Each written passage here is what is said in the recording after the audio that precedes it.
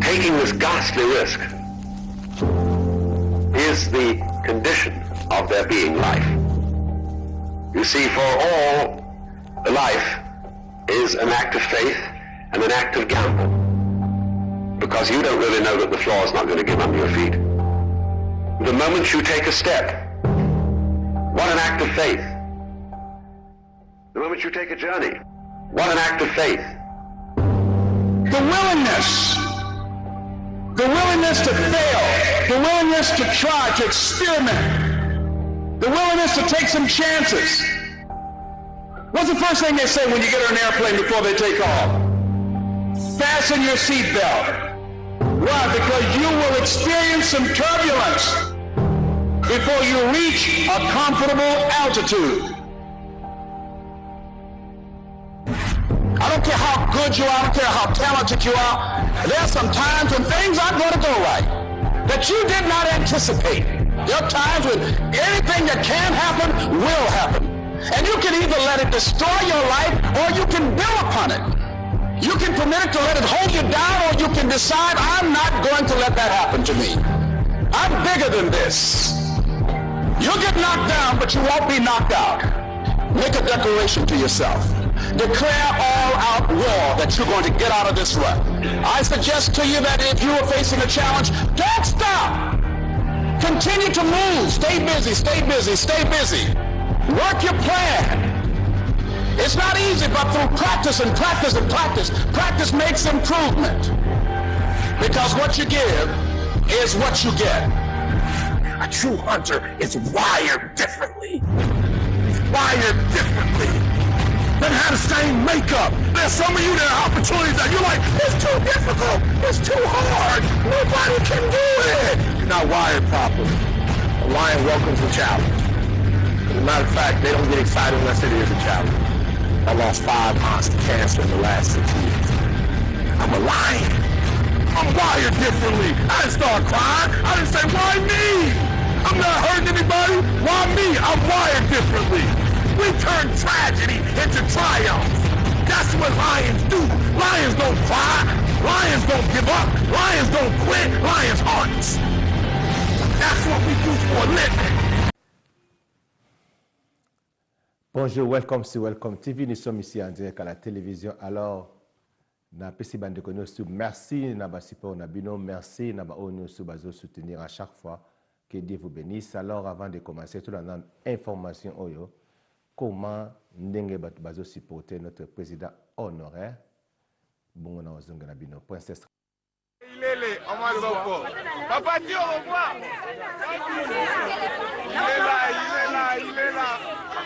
Il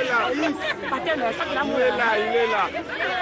Le patron des patrons, le Raïs Kabang, le président jusqu'à l'infini. Il est là, le président jusqu'à l'infini. Jusqu'à l'infini. Jusqu'à l'infini. De 0 à 0, il est toujours le président. Welcome back to Welcome TV. Tomoni, comment na Kisasa, ndenge les gens toujours aiment notre président, notre chef de l'État. Alors, nous allons répondre à un peu de discussion pour nous dire que nos pasteurs, c'est too much, le président a déjà quitté. Donc, ça ne sert à rien à Kolobela Makamunaye, ça ne sert à rien à Kokumisa, ndenge bango balobaka. Na yebite Kokumisa ngo so bamona ngo ndenge nini. Image on a l'axibino wana, ndenge bazo sepela pour na président. Mabe eza wapi. Donc il y a des batu oyo, omoni soki olingi na mutu. Yozo pekisa ngai na linga mutu nga na lingite. Dazo mona ngo pena compliqué. Et puis eza vraiment participer mawande on azolo bana bana roté sur la sagesse pour batu ba komba pema sage. Ko linga mutu eza te que non ozo flatter mutu. Il faut bien comprendre de bolongo la kangai na makamuna bino. Moi je suis pasteur et puis prophète de l'Éternel. Nako ko yina mutute, nako pe ko kozala contre mutute et surtout un chef de l'État bazala contre yete. Je suis pas de l'IDPS mais nazo soutenir vision un chef de l'État au hasard en fonction président Félix Tshisekedi. Na soutenir yé na ozala contre yete. Bon, sikoyo, le président Joseph Kabila, lorsqu'il était président de la République, n'a pas causé la paix contre Yété. Alors, il faut beaucoup se nager de l'or moko. À part cause à la pasteur, n'a zappé le sous kabiliste wana et sa vie privée nanga. Et puis, à part wana, je suis président de la Jokaka, donc les amis de Joseph Kabila Kabange. Na mi tchanga mokote, ba tchanga kocha, na président fondateur na bango na muto afungole loko wana président Zombi atchanga ina poste wana parce que na confiance nanga à part wana na zaili susu vice président ya fondation Musée Kabila batianga kotia ezate ko ngamo na mitie non parce que bazaki na confiance nanga siko yo obime no soki wa pizo bango no passer tika mais siko na ko décevoir bato ba saka ba poste wana et puis nga passer bienvenue na Zoel Sabino. Je suis mandaté ya koloba pour notre chef de l'État. Et ça là autorité ya mboka balobi na nga passé continue à faire ce que tu fais. Siko ngai yo soki uti wapi olobi na nga natika. Siko na ko décevoir batuana. À part batuana, combien de personnes oyo nga na pesi bango courage oyo ngai pe la kisi bango ke po ba yebake makambu ya Congo no pepe za la kalango agressé. Et ça agressé par les occidentaux. Président Nabiso honoré président Kabila azalaka agressé bandaka les pas azalaka agressé complet mabe salama pona ye. Moi je suis passé il faut na loba yango. Jésus-Christ ba disciple bazalaki rempli dans Saint-Esprit. Qu'est-ce qui s'est passé? Balobini qui bazalaki rempli dans Saint-Esprit kitaki ba bandaki ko témoigner na place bazalaki na Jérusalem ba continue na Galilée partout jusqu'à Mokili. Ngai il faut na témoigner makambo zele kanamboka que notre chef de l'État sortant azali innocent makambo nusu balobakane zala ngolu kuta. Voilà pourquoi le président Félix Tshisekedi pas comprendre dango yebi yango. Tant Zoel Sabino en tout cas na yebi ke ko sala bino passi, il faut bien comprendre que nous allons travailler donc bisona na FCC do ba travailler en collaboration. Kabunda zolo bangwat na bona ko la sama kam na ye pona lingi na ngate mais Kabunda lobi yango ezala ba Facebook partout, il a bien dit muto azana besoin président Félix Tshisekedi a travaillé dans FCCT, donc a besoin que Félix a échoué. Bato belé oyo ba finga président. Bango lelo ba koma ba prix Kabilis ko le cahier. Ceux qui ont le supérieur za décevoir. Oui, na yebi ke na kisasa makamba mabeza. Ngana za déci ko le cahier. Na pesa bino ka exemple moko. Na 2016 j'avais un grand projet. E ko sala ke na ko ba pe millionnaire. Na kena muntu mundele na poto na kisasa. Projet ya bien za na mbongo na ye. Mbongo za gouvernement te. To vandi na ministre to vandi to sur la projet ngo. Siko il fallait assigner pour makamutu e simba. Donc na projet wana ngai nazalaki na droit ya kozwa 2 millions de dollars. Ministre tanga moni ke ngai fona za 2 millions de dollars, ministre a sepelité. Abi me pasa 2 millions ebele bo ngabi. Siko mutu ko tozalaki na ya tuni nini? Ngana bitazo kama ndeni na 2 millions. Siko lobby na anglais. Abi me what is the problem? Ngana ebise na bia problème no nini. Siko ya moni mabe komanga na za commission à 2000 dollars e bendi discussion wana.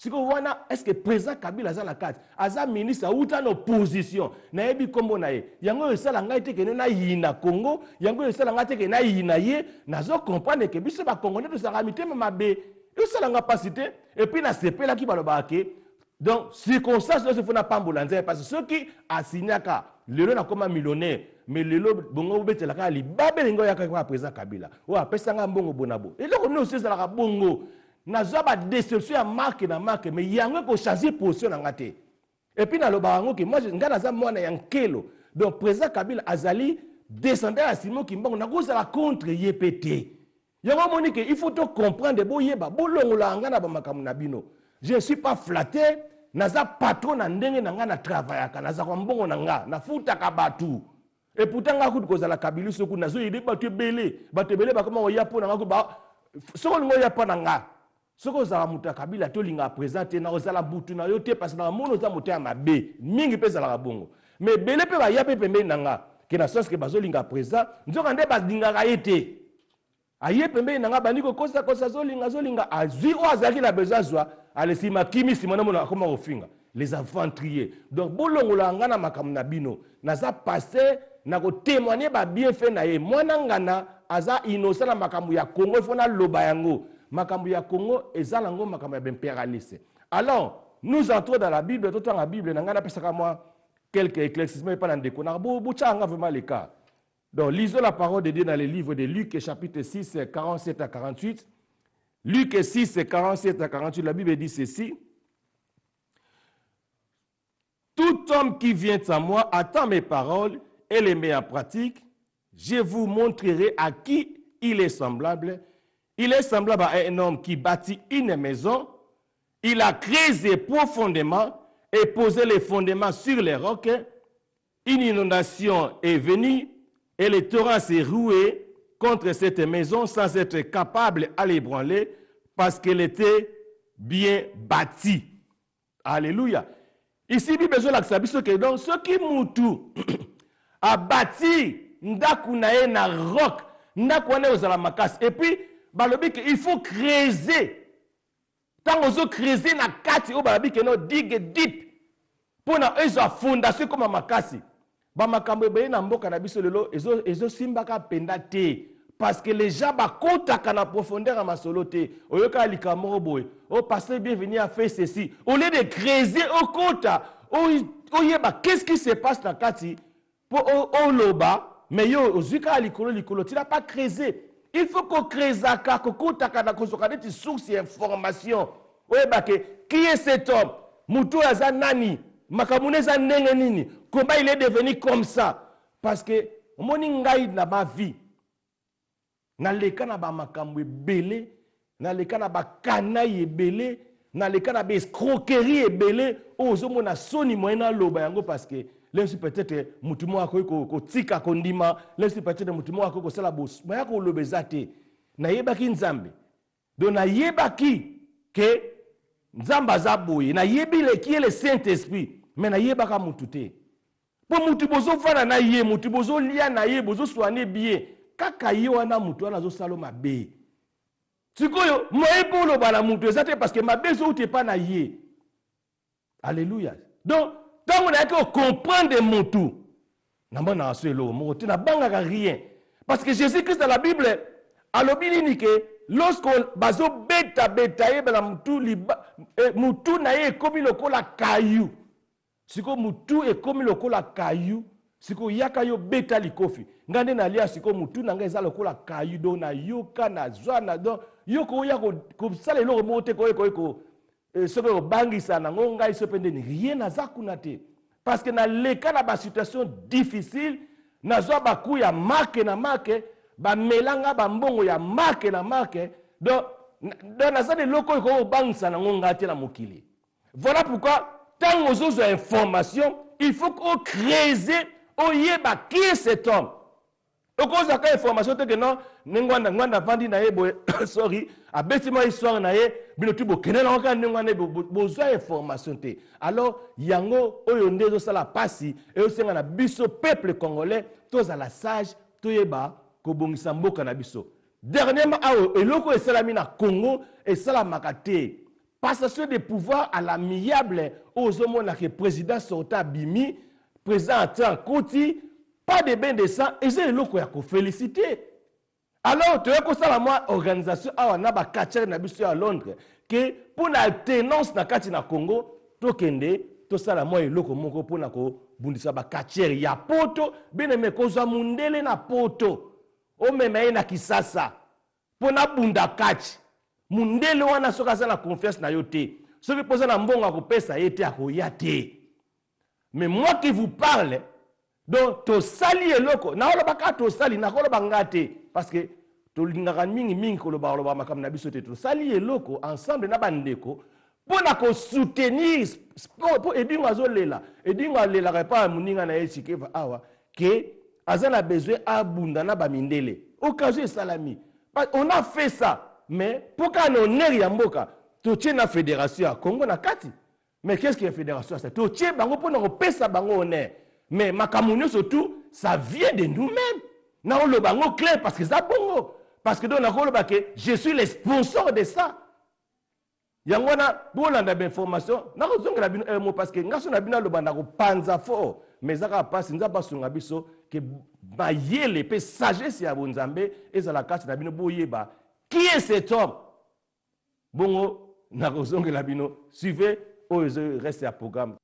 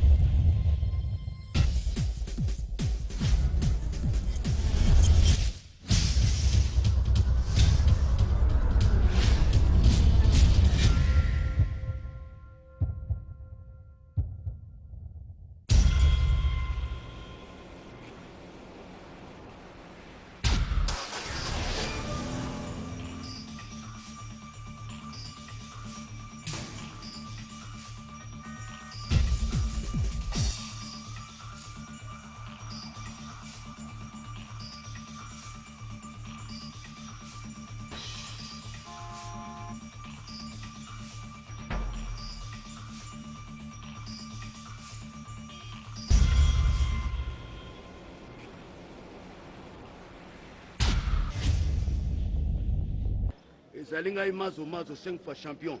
Nazali coutumier catch congolais. Boya pena boya eza bena bitumba.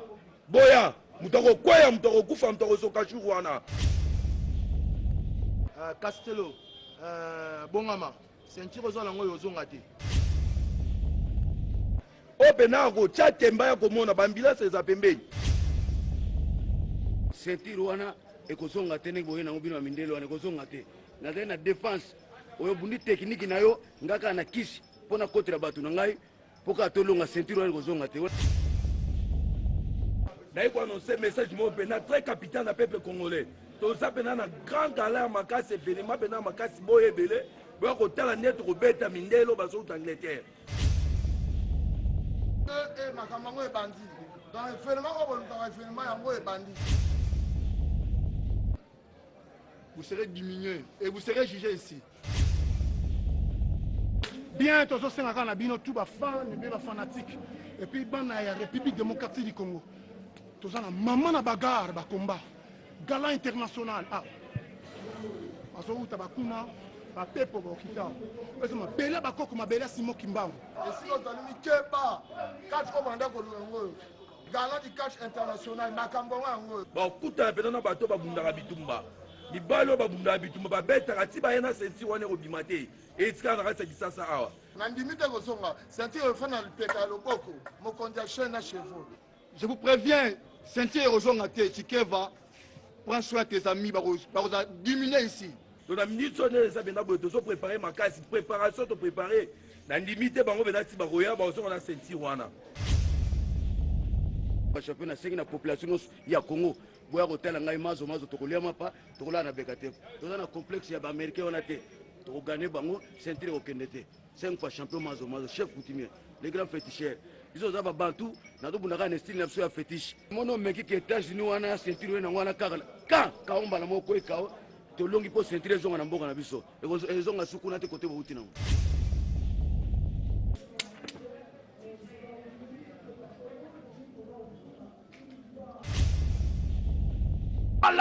ndenge eza na toujours défendre couleur ya drapeau na mboko eza ninja sikatenda donc deux fois te onga Chikeva onga maître Frank opinda kai mboka oyo bozala sous art ressenti vitesse bokoleka biso na makambo mosusu mais na vitesse ya bagarre eza likambo tako ya kaobi azwa ebortu eza likambo pifo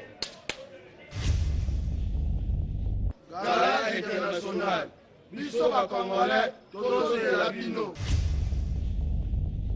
américain botala preuve allo puissance allo puissance allo puissance bino bozala talisman biso noir kisimaka chef coutumier allo puissance moto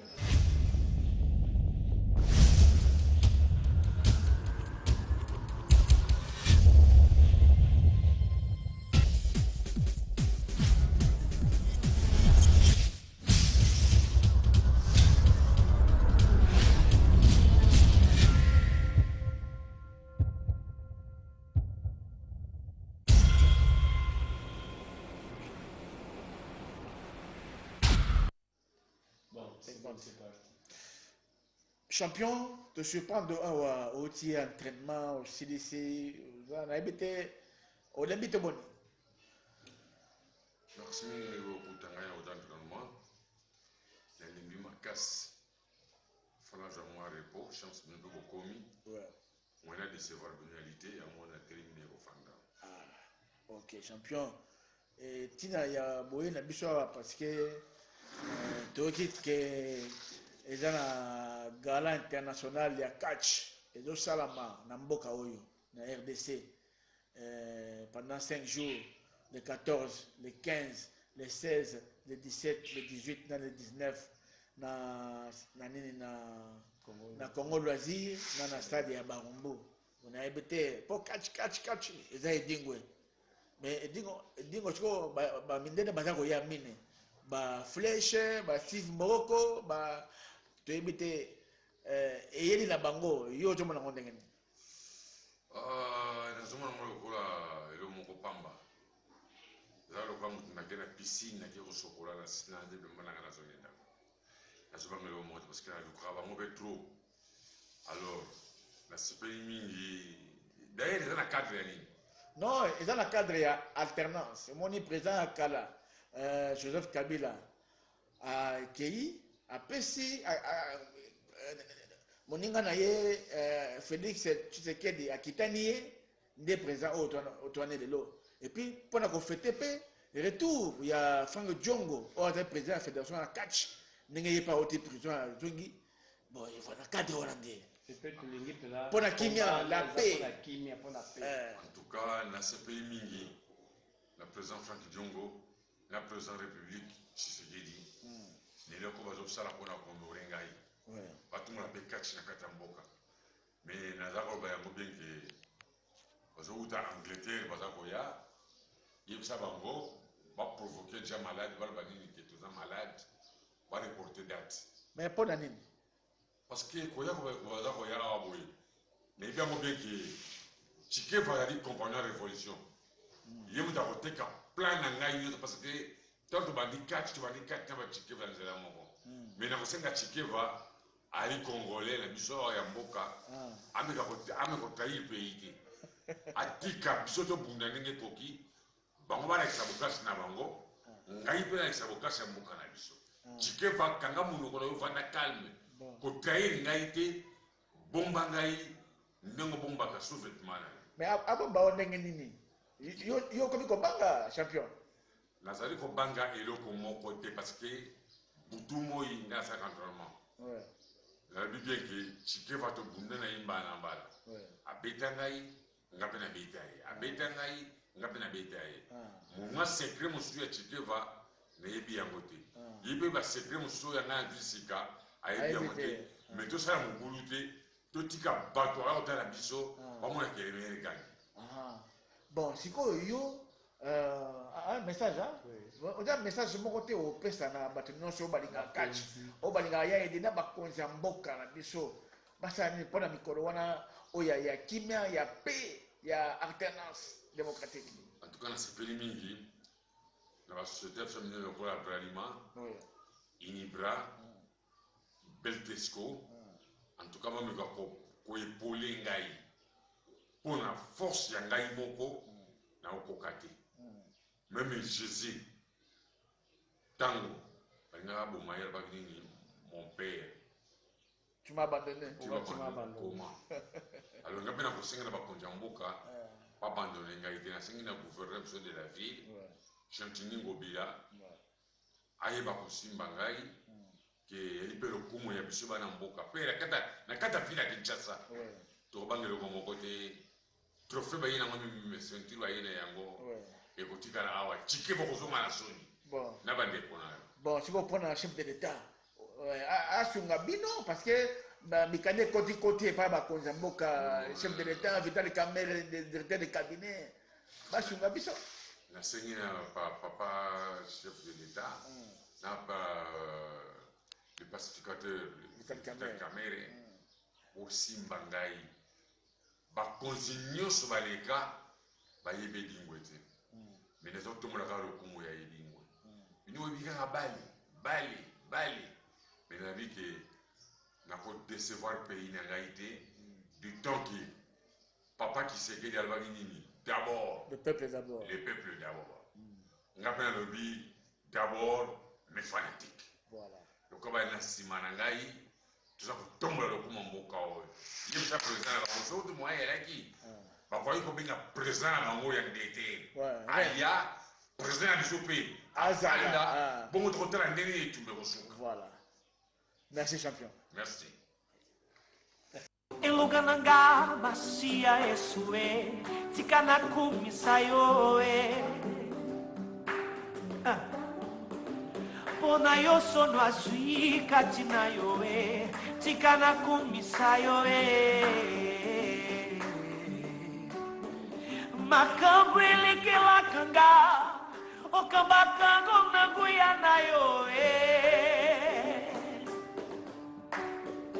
atana komina suka kolona komona loboko na yo makambo eleke la kanga okamba kango na guyana yo meta milolo atana komina suka kolona komona loboko na yo